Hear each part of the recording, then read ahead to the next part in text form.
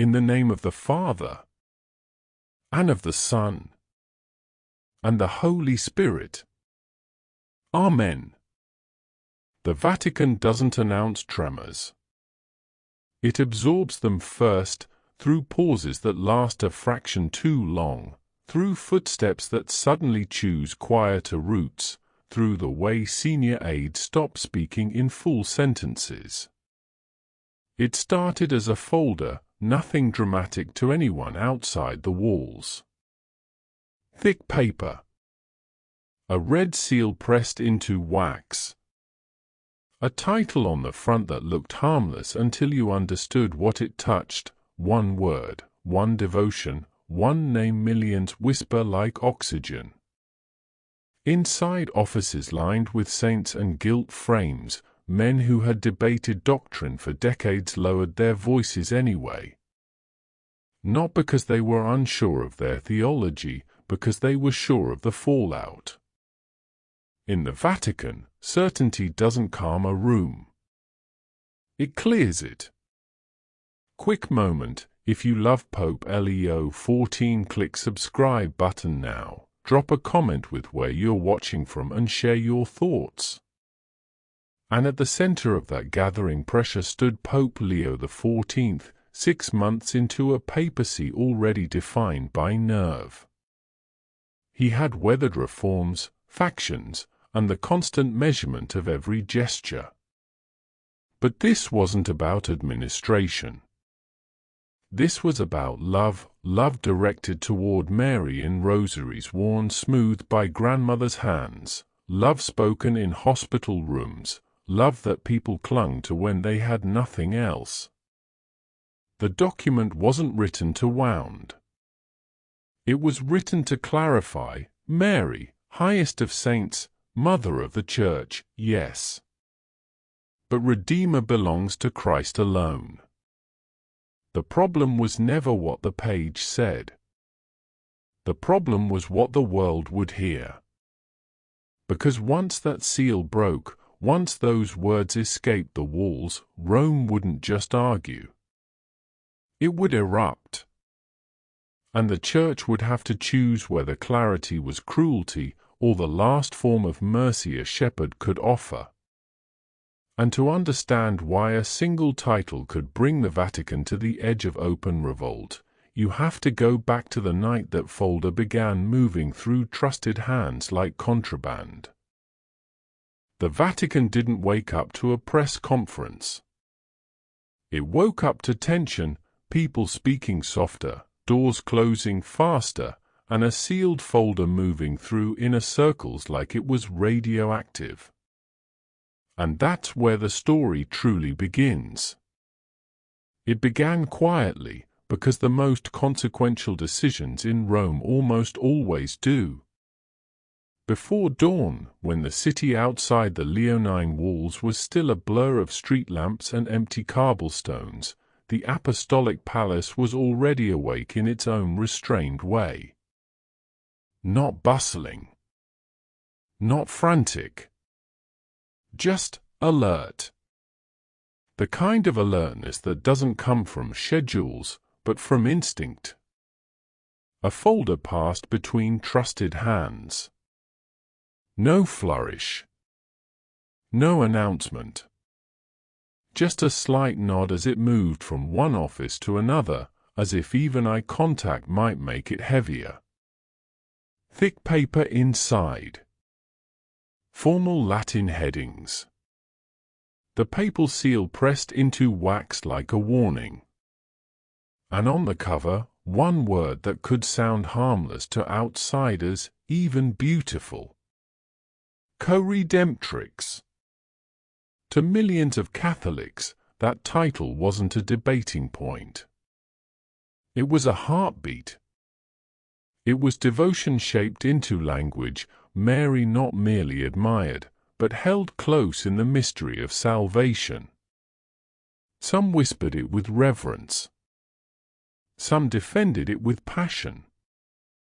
Some had never heard it and would still react as if someone had insulted their mother. Inside Vatican walls, theologians had wrestled with it for years, sometimes decades. Not because anyone wanted to take glory from Mary, because the Church had always insisted that how you honor her matters. Titles aren't ornaments. They teach. They form the imagination of the faithful. They tell people what is central and what is not. That morning, the document's purpose was simple on paper and dangerous in practice. Honor Mary as the highest of saints. Proclaim her as Mother of the Church. Defend her as a model disciple and living icon of obedience. And then, draw a line. Christ alone is Redeemer. Not Mary alongside him. Not Mary equal to him. Not Mary shares the act of redemption in a way that could confuse the Church's most sacred claim, that salvation is not negotiated, not shared out among holy figures, not partially owed to any creature, no matter how blessed. The trouble was, the world doesn't receive careful theological boundaries the way Rome writes them. The world receives them as headlines. And headlines turn clarifications into insults. Pope Leo XIV had been elected only 6 months earlier, and Rome still hadn't decided what to do with him. To some, he was the reformer they'd prayed for, steady-handed, unafraid, unromantic about bureaucracy. To others, he was an unsettling disruption, an American on the chair of Peter, speaking with a directness that didn't always flatter the Vatican's slow rituals of consensus. In his first months he had moved quickly, quietly reorganizing offices, tightening procedures, replacing certain officials without public humiliation. He had survived the predictable turbulence, resistance disguised as tradition, tradition disguised as politics. But this was different. He could manage policy fights.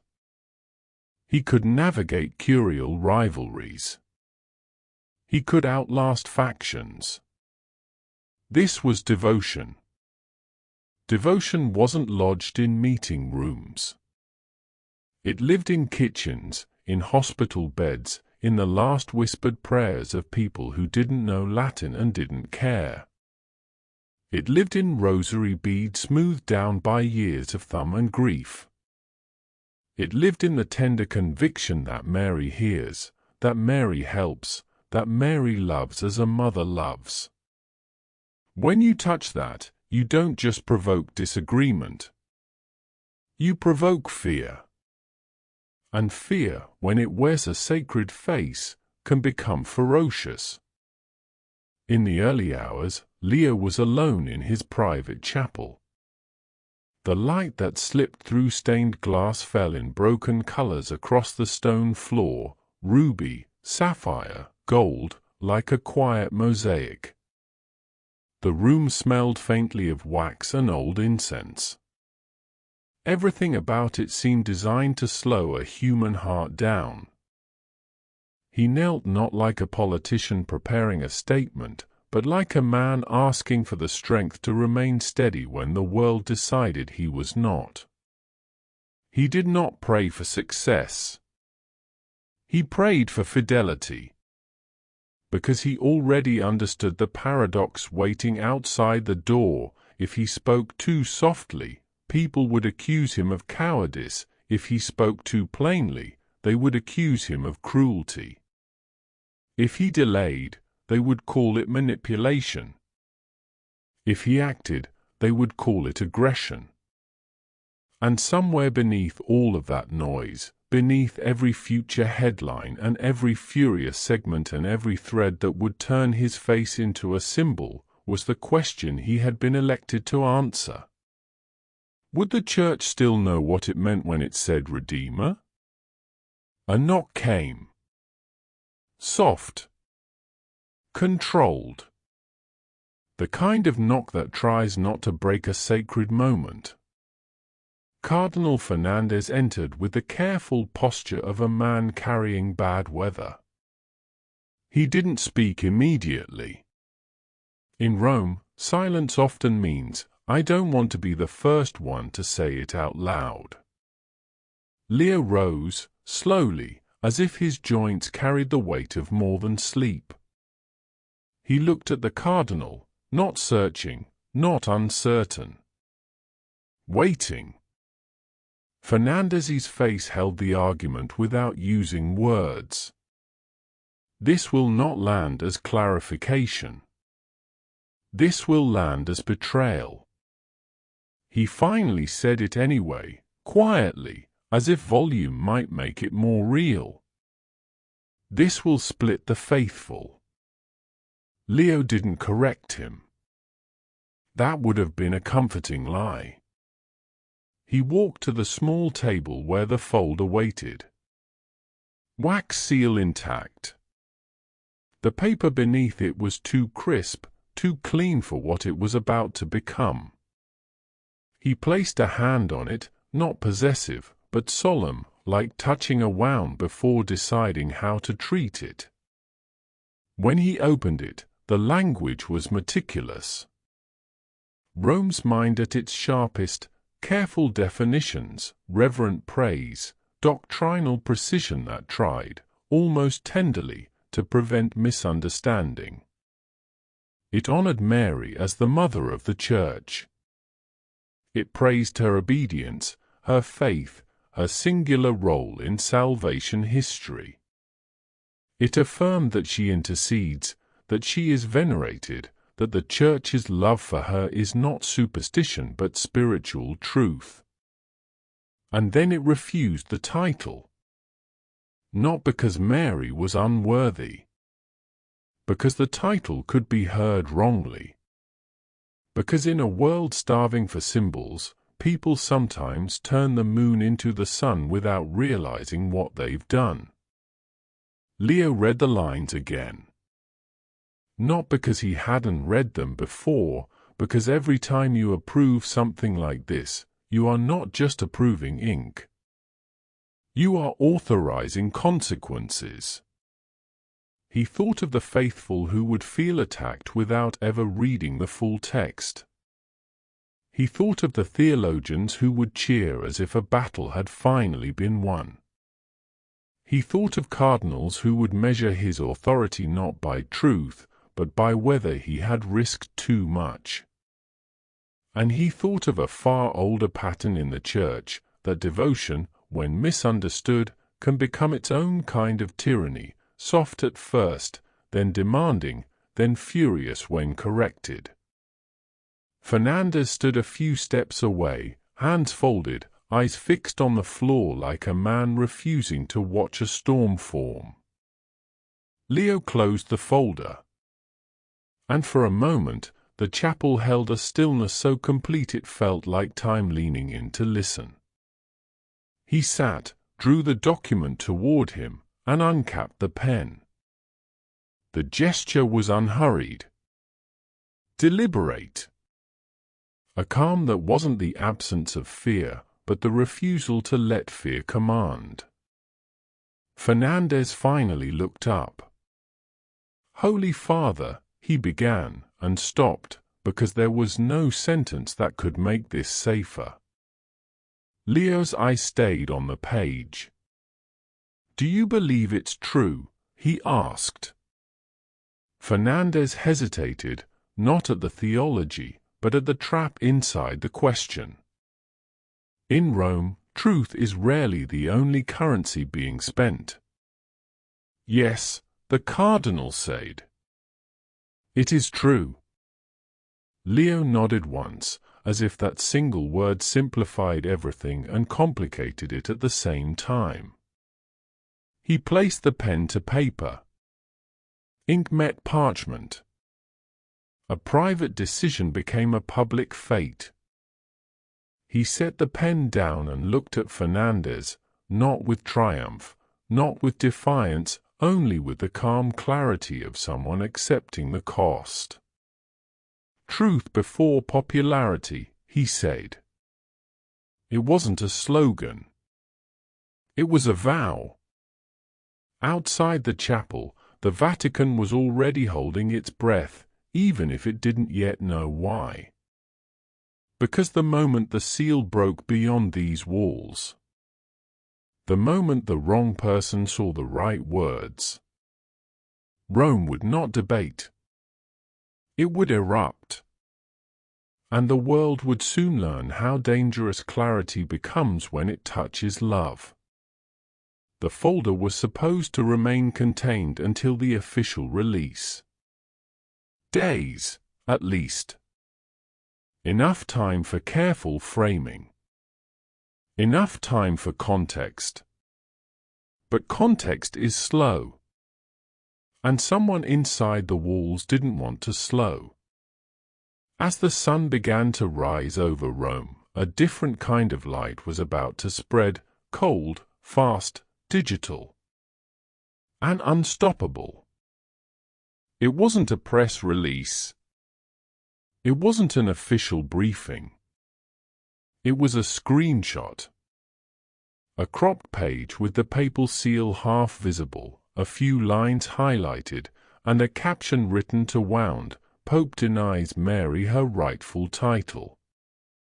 Within minutes, Catholic blogs that lived for controversy posted it as if it were a smoking gun.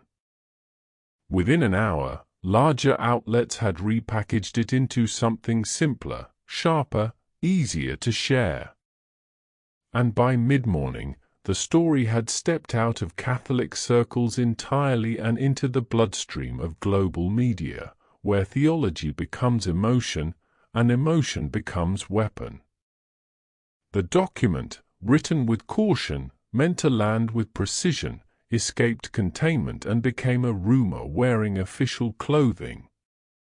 No one waited for the full text. No one asked what Rome meant by a term, or how carefully the Church guarded the word Redeemer. The Internet doesn't reward nuance. It rewards speed. It rewards outrage. It rewards the feeling of having been wronged. Two narratives formed like opposing storms. On one side, Hedicious Mary, a betrayal in white vestments, an insult to centuries of love.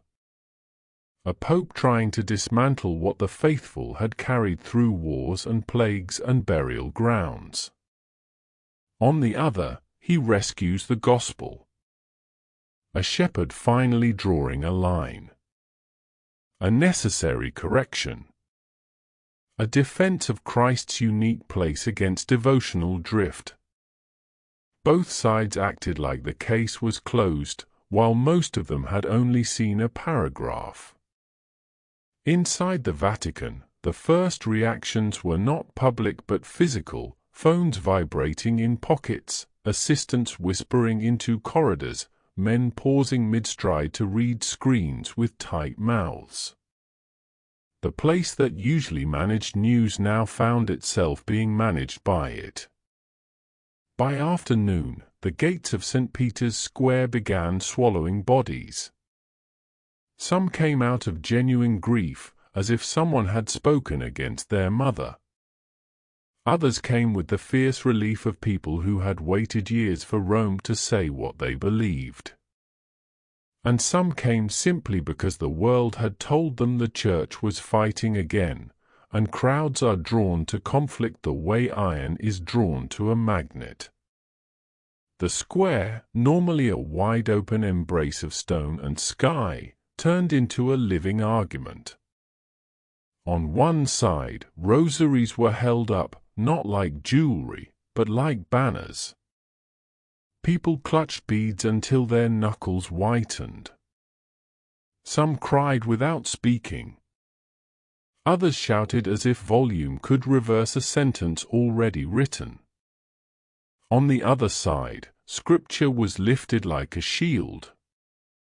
Signs appeared with phrases that looked like headlines and felt like verdicts. One mediator. Christ alone. Some spoke with the hard confidence of certainty. Others looked frightened, as if they'd realized too late how easily devotion could become division.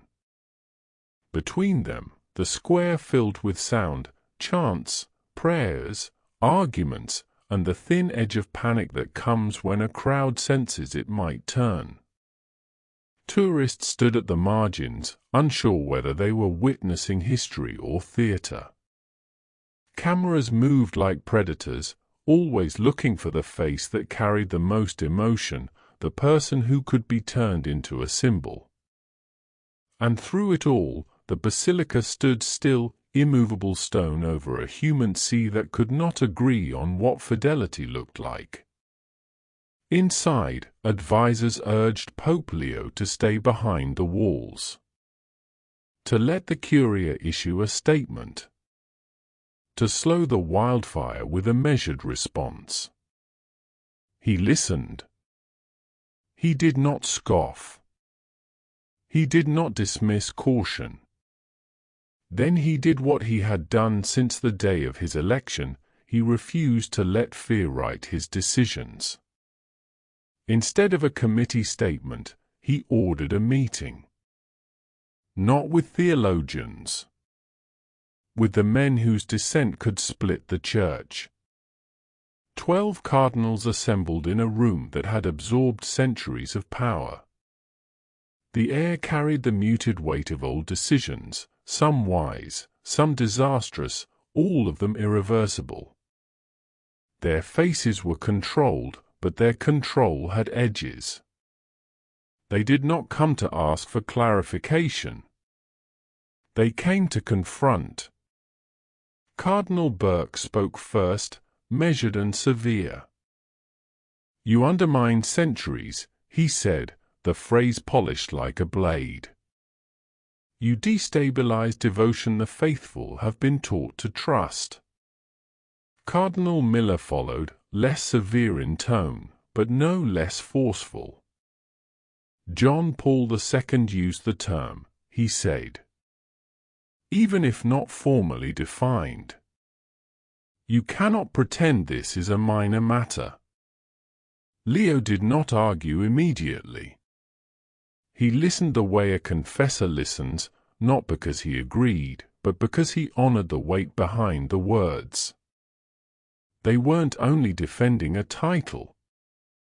They were defending a world where people knew what to say when they were afraid. When he finally answered, his voice was calm enough to make anger look childish. "We do not honor Mary by placing her where Christ alone belongs," he said. "Her greatness is not competition. It is communion. She is blessed because she receives, not because she replaces." Someone shifted in their chair, as if the room itself had tilted. Leo opened the document, not theatrically, not to prove dominance, but to bring the argument back into reality. "This text exalts her," he continued. "It protects her from being used as a substitute for the Redeemer." He paused, and when he spoke again, his words carried the kind of clarity that doesn't offer escape routes. If we blur the center, we do not make the faith warmer. We make it weaker. The meeting lasted 3 hours. There were quotations from councils, appeals to pastoral caution, warnings delivered politely enough to remain deniable. Leo absorbed them without flinching. He did not retreat. He did not threaten. He simply held the line, like a man who had already accepted the loneliness that comes with clarity. When it ended, the cardinals rose. One by one, they filed past him. Normally, they would kiss his ring. A gesture small enough to be missed by outsiders, yet enormous inside a system built on symbols. Several did not. They bowed, barely, and left. It was not an explosion. It was worse. It was a sign. And in Rome, signs travel faster than truth. By the next morning, the refusal had already become a story. Some called it courage. Others called it rebellion. Most simply repeated it as evidence that something was breaking. That afternoon, Leo insisted on keeping his public audience. Advisors pleaded. Security tightened. Every camera in Rome seemed to angle itself toward the same moment, hungry for collapse. The square outside was already a weather system of emotion, waves of devotion and fury crashing into each other, looking for a shoreline. Inside the hall, the seats filled quickly. People came with rosaries wrapped around wrists like cords. Others came with notebooks and phones held at the ready, not to listen but to capture. Leo entered without pomp, his face composed, his steps unhurried. He Saturday. The murmur softened into a tense silence. He began gently. I come with love for the Church, he said, and love for our Blessed Mother. It should have settled the room. It didn't. A woman stood near the aisle, not young, not theatrical, her expression trembling between grief and anger. She didn't shout an insult. She began to pray. Hail Mary, full of grace. Her voice carried into the hall like a plea and a challenge at once. A few joined her. Then more. The prayer rose, gathering bodies into a single sound, less like worship than like a wave meant to drown a man. Security moved immediately. Leo lifted his hand. Stop. They hesitated, as if they had misread him. He stood slowly, bowed his head, and prayed with them. Not to win applause. Not to perform humility. Simply because he would not treat devotion as an enemy, even when devotion was weaponized against him. When the final Amen fell, he looked up. The room expected either anger or surrender. He offered neither. Amen, he echoed softly. And then, without raising his voice, he continued, steady enough to make the interruption feel like part of the lesson rather than a disruption. Mary's holiness is her humility, he said. She points away from herself, toward Christ. The words landed differently than arguments ever do. Because a debate can be dismissed as politics. A prayed interruption answered with prayer cannot. Within minutes, clips of the moment were everywhere, edited, slowed, captioned, recaptioned. Some called it weakness. Some called it genius. Some simply watched the Pope bow his head and felt something loosen in their chest that they hadn't expected. But loosening is not the same as unity. 2 days later, the revolt took a formal shape. 5 cardinals issued dubia, rare, institutional questions aimed directly at the Pope's authority. They were not casual disagreements. They were a signal flare: we believe you have overstepped. We demand an answer. And we are willing to do this publicly. Most Catholics didn't need to understand the mechanics to understand the meaning. This was the Church, its leaders, challenging its own shepherd in the open. The word schism entered conversation the way smoke enters a room, at first dismissed, then noticed, then impossible to ignore.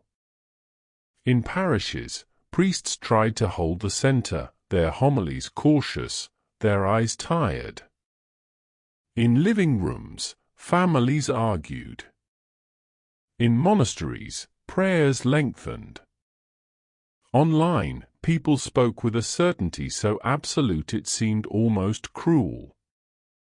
Rome had become a mirror for the world's oldest temptation to turn faith into factions. Advisors came to Leo with options. A written statement. A slow theological commission.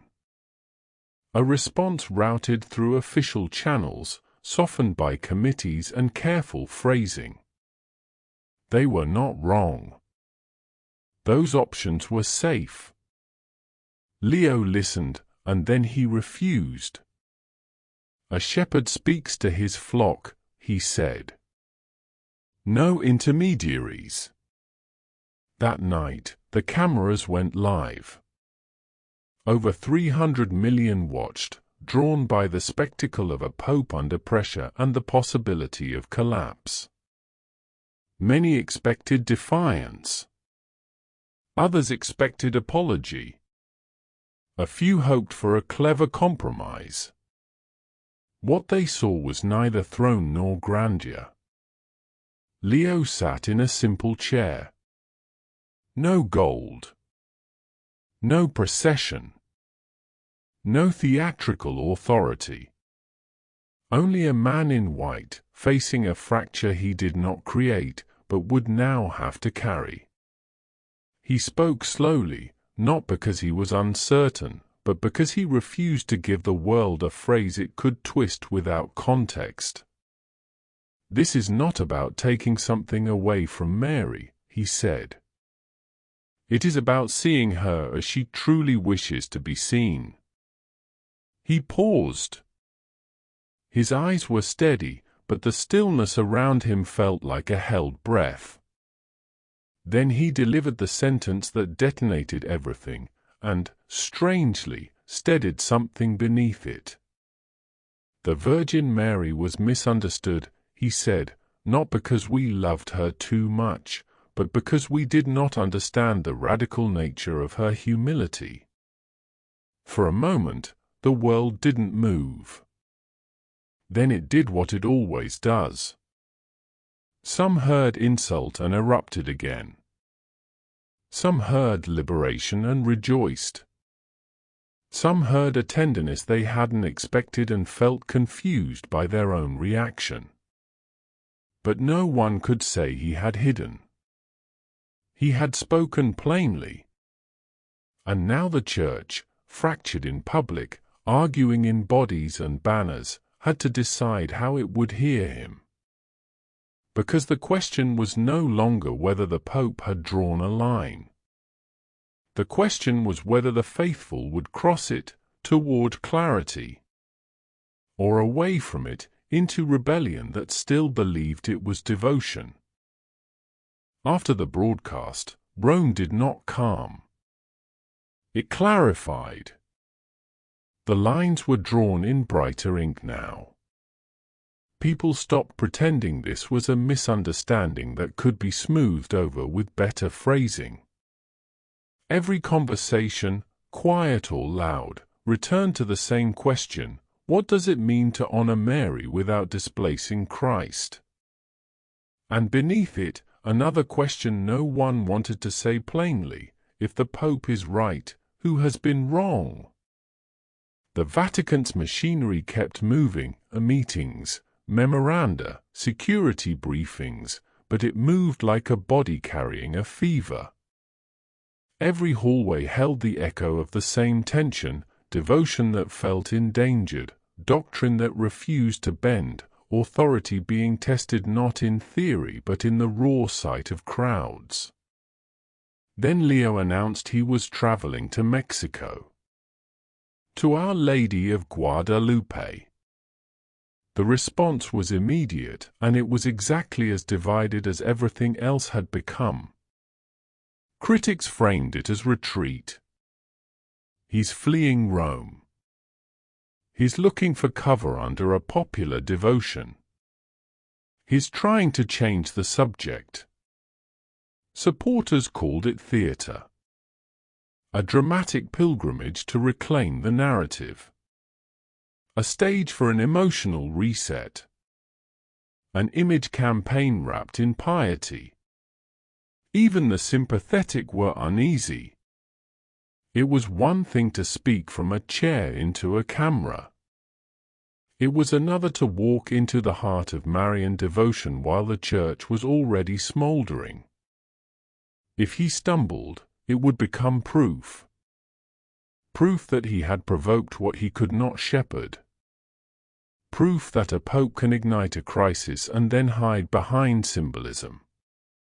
Proof that clarity was arrogance after all. Leo heard every argument. He did not pretend otherwise. But he refused their framing. "This is not retreat," he said to his advisers, voice quiet, final. "It is devotion." And for the first time in days, that word, devotion, didn't sound like a weapon. It sounded like the thing the church had been trying not to lose. The logistics were complex. Security doubled.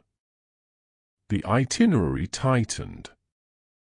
Vatican officials urged restraint, urging him to avoid any moment that could be misread as spectacle. Cameras would be everywhere regardless. You couldn't prevent people from turning a pope into an image. You could only decide what kind of image you would be. On the day of departure, St. Peter's Square watched like a jury. Some cheered as the motorcade slipped past. Some jeered. Some simply stared, rosaries hanging from fingers, unsure whether they were witnessing courage or catastrophe.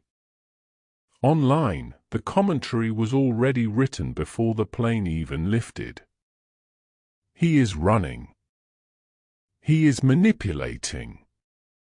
He is challenging the faithful. He is honoring Mary properly. The same event, for different realities. Mexico City greeted him with heat and noise, a world away from Rome's stone hush. The air itself felt fuller, louder, alive in a way Rome rarely allowed itself to be. People crowded streets, pressed against barriers, shouting prayers and waving images of the Virgin. The devotion here was not delicate or intellectual. It was fierce. It was embodied. It carried the history of suffering and survival. And because it was so real, it was dangerous territory for a pope under accusation.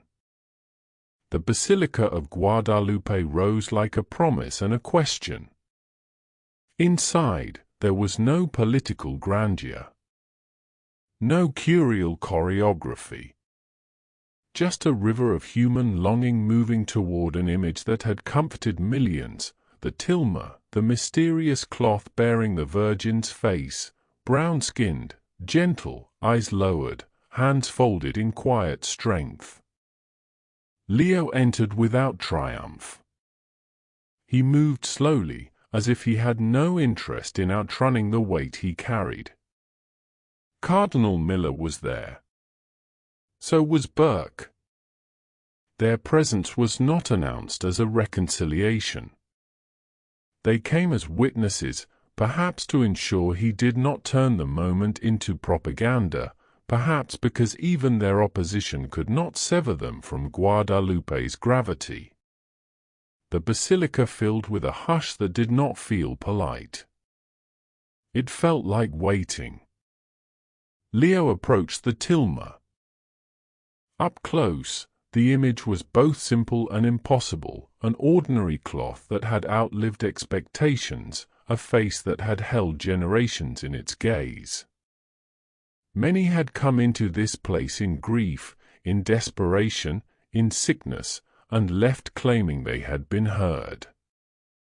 If Leo failed here, if he used this as stagecraft, people would feel it in their bones. He stopped a few steps away and lowered himself to his knees. Not for the cameras. Not for Rome. For God. For the Church. For the wounded devotion that had become a battlefield. For the faithful who felt betrayed and the faithful who felt rescued and the faithful who felt exhausted by both. His shoulders trembled once, small, involuntary. The kind of tremor a person has when holding back what cannot be said aloud. And for a long moment, he remained there. Still. Humans. A pope reduced to the same posture as every desperate pilgrim who had ever knelt on those stones. When he finally rose, his eyes were wet. Not dramatically. Not as a performance. The moisture sat there like evidence of something real. His voice, when he began to speak, was quiet enough that people leaned forward without realizing they were moving. He did not mention headlines. He did not mention cardinals. He did not mention politics. He spoke as if the Church had to remember what it was before it remembered what it argued about. "We have not come to take anything from Mary," he said. "We have come to see her." The words floated into the basilica and landed gently, like something set down with care. Then he offered the image that would outlast every argument. "Mary is like the moon," he said. "She has no light of her own, yet she reflects the sun with breathtaking beauty. Her radiance comes entirely from Christ." It was simple enough for a child. Precise enough for a theologian. Tender enough for a grieving grandmother. And because it was simple, it did what complicated statements could not. It made room for people to breathe.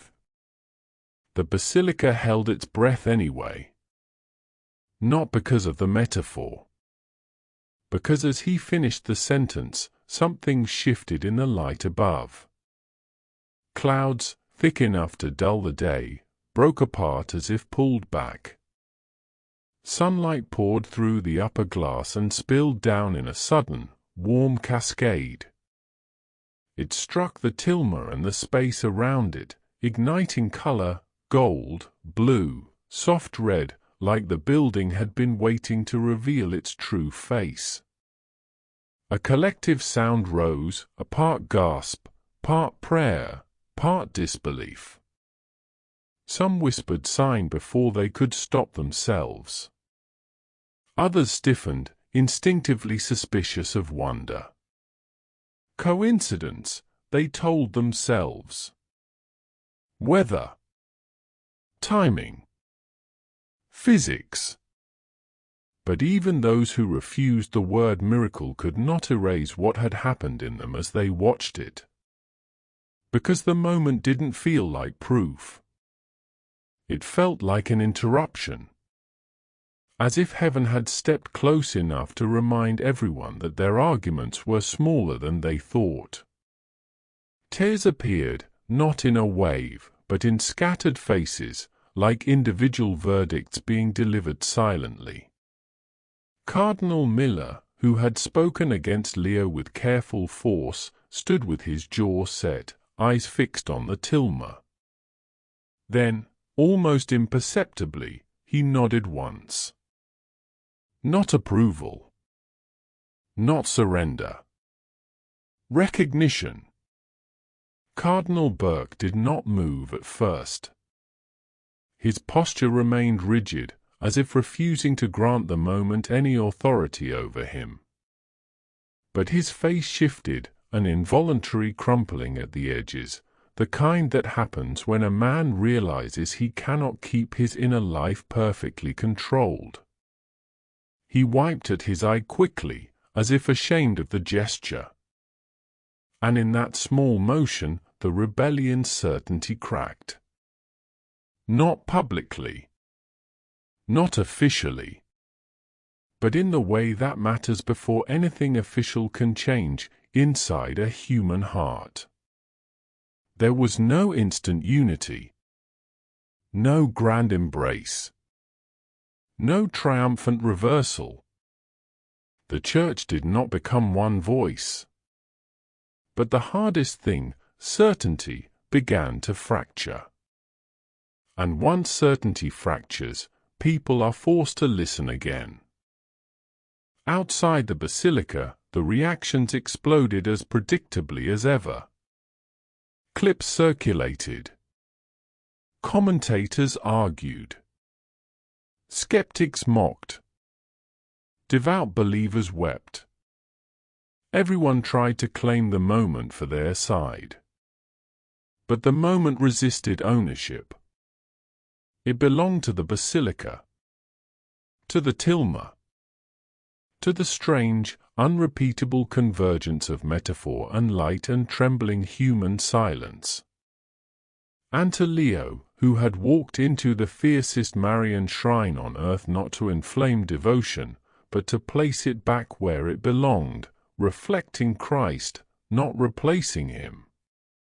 In the weeks that followed, the crisis did not vanish, but it changed shape. Scholars, emboldened by the attention, began re-examining the history of Marian titles with renewed intensity. Old arguments resurfaced: what belonged to early doctrine, what belonged to later development, what was language of love and what risked becoming language of confusion. The debate moved, slightly, out of pure outrage and back toward thought. Ecumenical leaders, watching from beyond Catholicism's borders, acknowledged something unexpected: Leo's clarification opened doors long sealed shut. If Catholic devotion could exalt Mary without blurring the unique role of Christ, then conversations with other Christians became less defensive, less loaded, less impossible. And then Leo announced a Marian Jubilee year. To critics, it sounded like a contradiction. To supporters, it sounded like a strategy. But Leo framed it differently.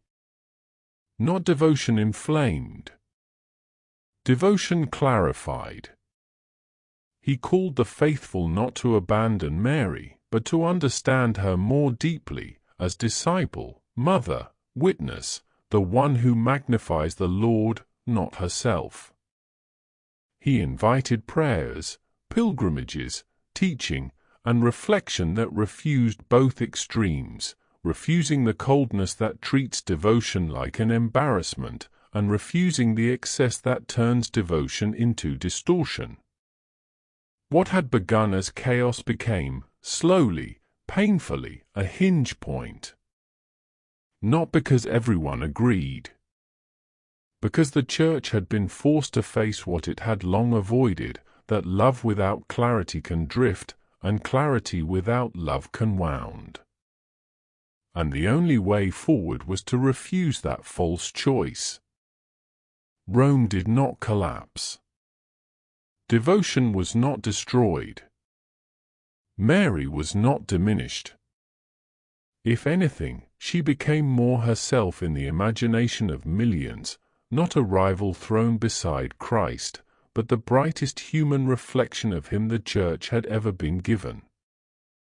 Leo's legacy began to settle into a shape that neither his supporters nor his critics could fully control. Authority exercised through clarity. Leadership without coercion. Strength expressed as restraint. And in the final image that remained, more powerful than any headline, was not a pope winning a battle. It was a pope kneeling. A church still divided, still bruised, still arguing, but moving. Not healed by force. Not silenced by fear. But carried forward, slowly, by truth patiently lived, like moonlight refusing to become the sun, and yet reflecting it so clearly that even the angry had to look up. Before you go, kindly subscribe. It helps the channel grow and guarantees you never miss the next release.